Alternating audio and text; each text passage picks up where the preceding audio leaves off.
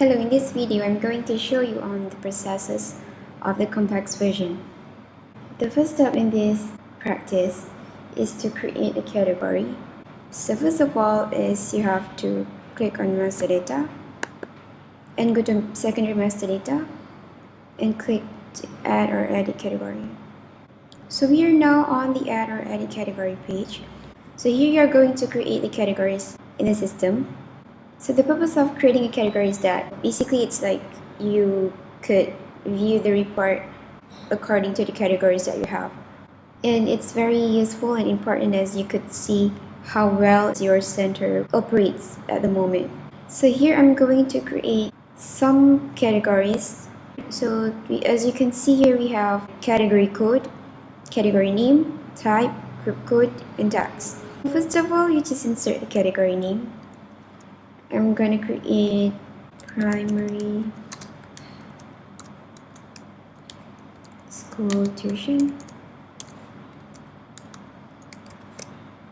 And the category code is the short form that represents the category name.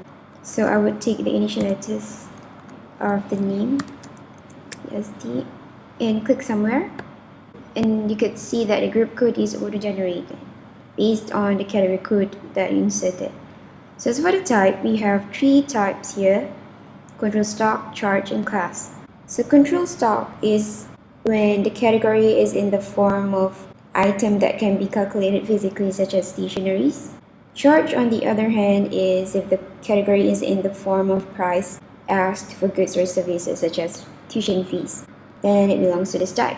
And the class is actually a category that has the characteristic of a class. For example, primary school tuition and secondary school tuition. As for the tax, you may apply the taxes that we have here. So the taxes that we have on the list applies to Malaysia's user. But I'm going to take as now, and I'm just going to save it. And also I'm going to create a category named stationaries. SD would be the category code, and the type would be charge. So I'm gonna save. So these are the categories that I have created. So when you have created the categories, you can see it's listed under this tab. So the next step is to create subject. So you click on master data, go to primary master data, and click add or edit product and subject. Okay, so we are now on the add or edit product and subject page. This is where you're going to create the subjects that you have in your center. So I'm going to create two types of subjects, which are mathematics for secondary 1 and science for secondary 2. And the product number, which is a short form that represents the subject's name. In the category, I'm going to choose as secondary school tuition. And as for the standard, I'm going to select secondary 1. As for the description, you may leave it blank or you may insert it with details that you want. And the standard amount would be 50. So the reason that I take repeat and clone checkbox is because I would like this subject to be charged again for next month. So the student will be charged continuously. And I'm just going to click save. Okay, next is science. And the product number is SS2. And the category would be SSD secondary school tuition. The standard, I'm going to choose it too. Standard amount is 60. And take this and save. So to search back the subjects that you have created, you can click on the initial letter, or you may just click on search products and click search, and you would see the subjects under product info tab. So the next step is to create classes.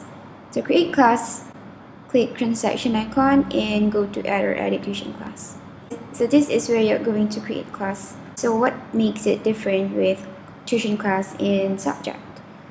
Tuition class consists of a lot of elements, important elements, which are the tutor that is responsible to teach that class, and the period or the duration where the class is going to take place, and the hours that will be used for the class to be taken place.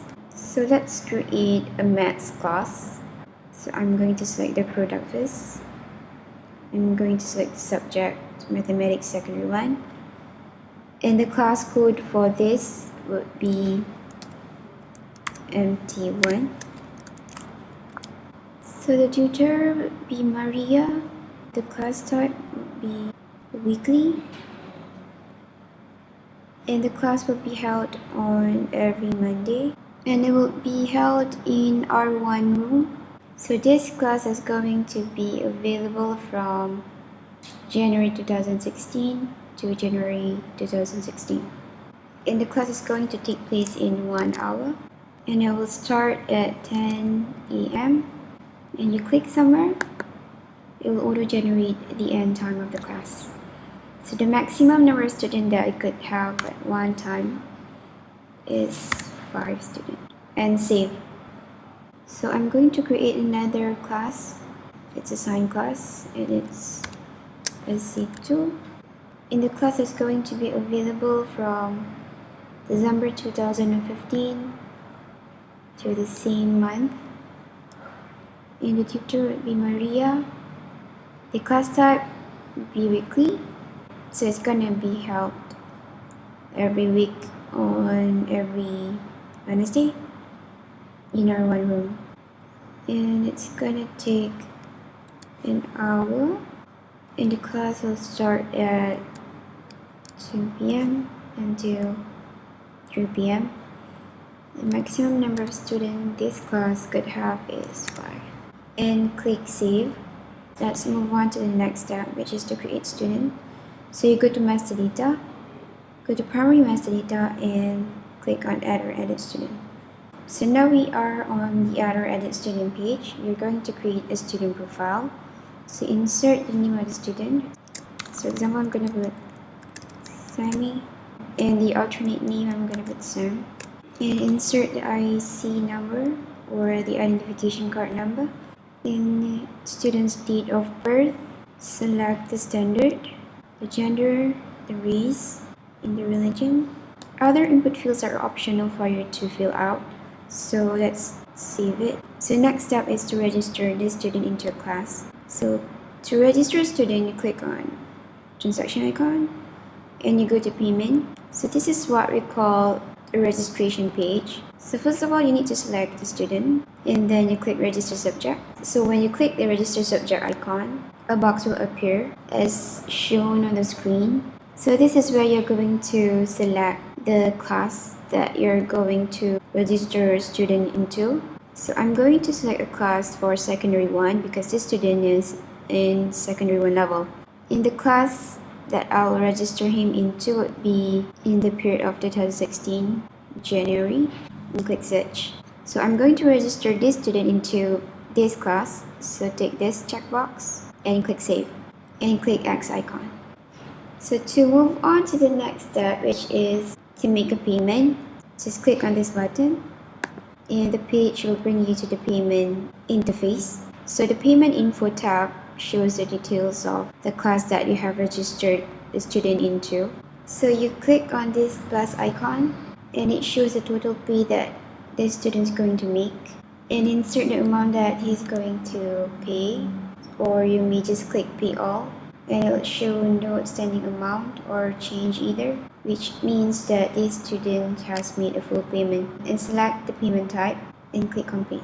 So this is the PDF version of the receipt, and as you can see here that this student named Sammy has made a payment for the class that he's registered to, which is Mathematics Secondary 1, with the stated price 50 USD.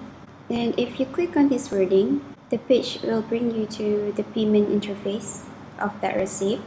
And if you click on this logo or your company's logo, the page will bring you to a new registration interface. So when the student has made the payment and when he comes to the class, he can take the attendance.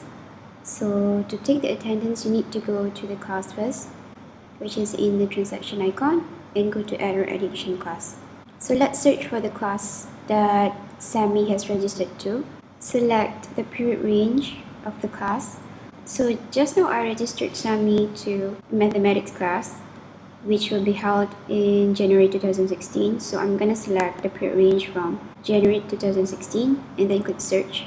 And this is the class that I have registered Sammy. So click this one and then scroll down until you see an attendance button. Click on it. So this is the class attendance checklist page in which you may take the attendance of the student. So let's say Sammy comes on the 4th of January, so I'm gonna tick this checkbox and click Save Attendance.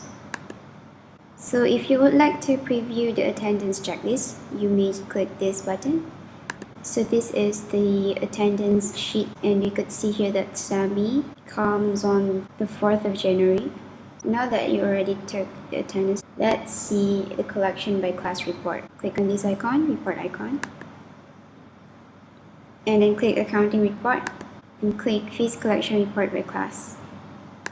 Okay, so that's fine, the class. So mathematics class is in 2016 January, then the standard is secondary one, and I click view. So this is the class.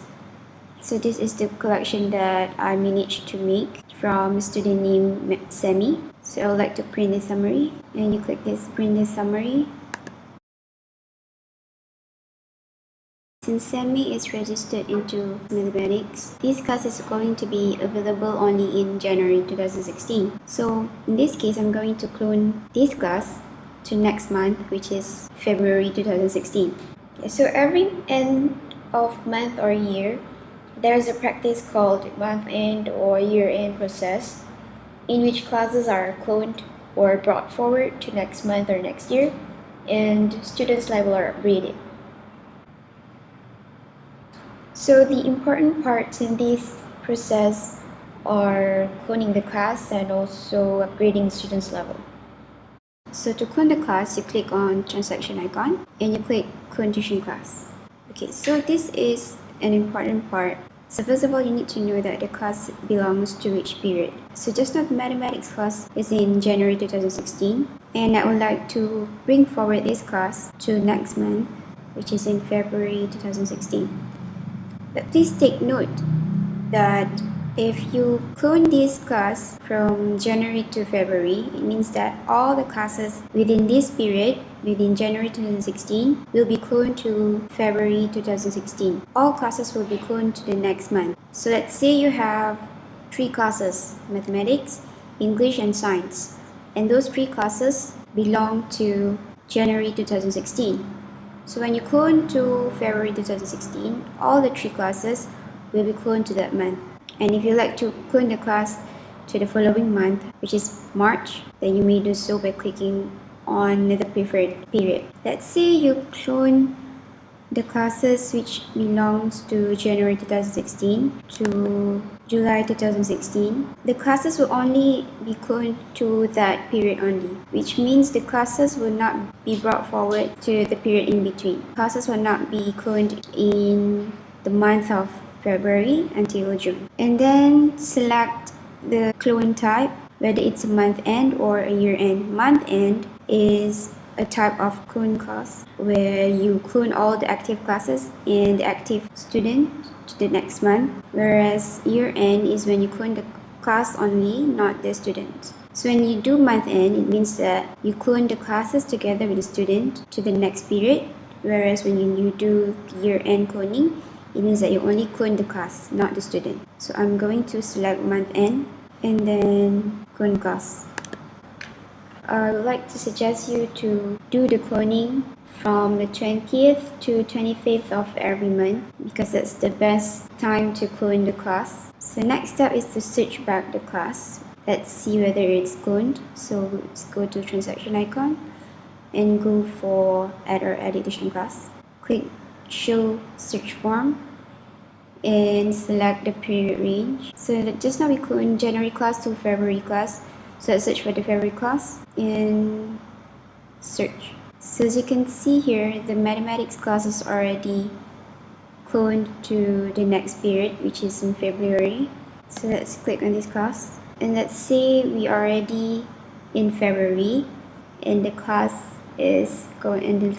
goes as usual. So the process repeats where you take the attendance and you save it and you can preview it as shown previously. So let's take the attendance. For example, Sammy has come to the class on 1st February and save it, and let's preview it.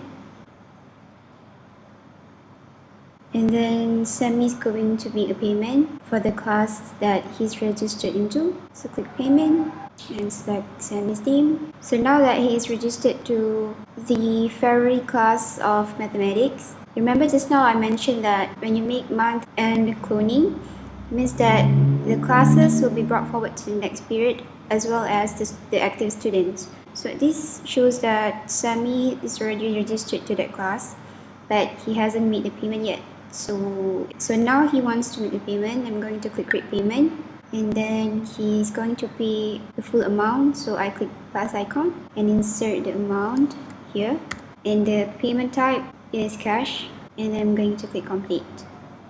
So this is the PDF version of the receipt. So now let's take a look at the year-end cloning. Okay, let's go back to add our edition class, show search form. And so before this I already created a class, a science class actually, and that class belongs to December 2015 period. So I'm going to search for it and then click on this class. Okay, so this class is for secondary 2 students. Now, so this class is already at the very end of year. So the cloning that we're going to make is called year-end cloning, where this science for secondary 2 class will be cloned to next year, which is in 2016 January, or in any other month, but still in 2016. But the active students will not be brought forward because this is year-end where only active classes are cloned, not the students. So we go to transaction icon and we go to clone tuition class. So I'm going to clone the class in December 2015 to January 2016. So all the classes in this period, in December 2015, will be cloned to January 2016. And I would like to remind you again that if all the classes that you have in this period, for example in December 2015, those classes will be brought forward to the target period that you're going to clone to. So let's say if you want to clone to the period of January 2016, it means that only the classes will be cloned to that period. Active students will not be cloned together.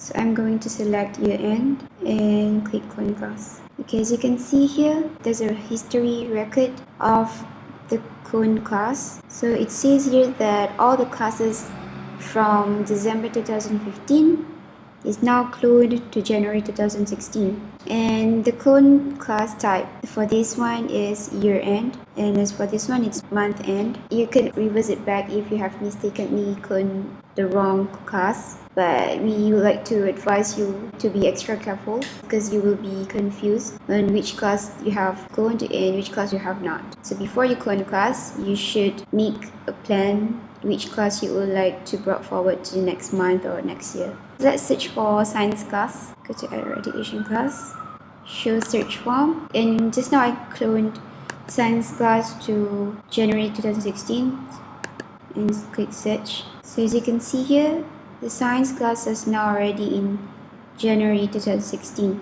So after you have cloned the class, for example this secondary 2 science, you need to upgrade the student's level afterwards. So I'm going to explain on how upgrade student level works. For example, here I have a student named Lina and she's in secondary 3. Okay, so when I go back to upgrade student level and I would like to upgrade all the secondary 3 students to the next level, so I'm going to select secondary 3 and click upgrade. Press in yes. Okay, it says here that the number of students that is affected by this upgrade is 1 student. So total affected is the number of students that are upgraded to the next level. Okay, let's say you have 50 students in secondary 3. So if you upgraded secondary 3 to the next level, it means that all 50 students will be upgraded to secondary 4. And now let's see whether Lina's level has changed. So let's go back to master data and primary master data, click to add or edit student. So click for search student, click search again. And as you can see, Lina's standard is changed to secondary 4. It means that this student is now upgraded to the next level. The purpose of doing upgrade of student level is because the upcoming student of the current standard needs to be upgraded to the next level. For example, secondary 1 students in 2015 will be in secondary 2 in 2016. So that's all. Thanks for watching.